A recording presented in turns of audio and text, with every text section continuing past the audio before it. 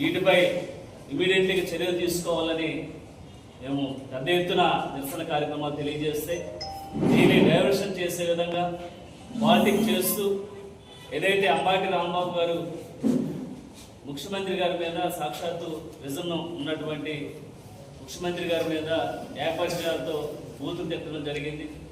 ఎందుకంటే కేవలం ఇది డైవర్షన్ పాలిటిక్స్ చేయాలి, ఏదైతే ఈరోజు తప్పుని బయటకు తీస్తారు, మేమందరం కూడా హిందువులతో మేము ఇబ్బంది పడే పరిస్థితి ఏర్పడుతుందని ఈరోజు కేవలం దీన్ని డైవర్షన్ చేయాలనేటువంటి ఉద్దేశంతో ఈరోజు వైసీపీలో ఉండే నాయకులు కానీ లేకపోతే ఎమ్మెల్సీలు కానీ ఈరోజు దీన్ని వక్రీకరిస్తూ ఈరోజు దీన్ని వేరే దారి పట్టే విధంగా ఈరోజు వారి మాటలు కానీ వారి చేతలు కానీ ఉన్నాయి.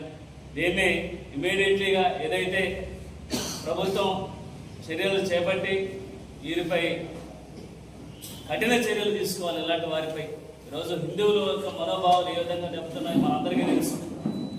స్విచ్ కూడా వేశారు. దీనిపై ఎక్కడ కూడా లడ్డూలు ఎక్కడ కూడా నెయ్యి లేదు, 0 ఉందని స్విచ్లో కూడా పేర్కొనడం జరిగింది. ఇమీడియట్లీగా కేంద్ర ప్రభుత్వం దీనిపై చర్యలు తీసుకొని ఈరోజు దేశంలోనే ఏదైతే వెంకటేశ్వర స్వామి ఒక గౌరవంగా అలాగే హిందువుల యొక్క మనోభావాలు ఎంతో పెంపొందించే విధంగా వెంకటేశ్వర స్వామిని కొలుచుకుంటాం. ఈరోజు ఆయన మీద కూడా దేవుడు మీద కూడా ఈరోజు రాజకీయం చేసేటువంటి పరిస్థితి ఏర్పడింది. దీన్ని మేము తీవ్రంగా ఖండిస్తున్నాం.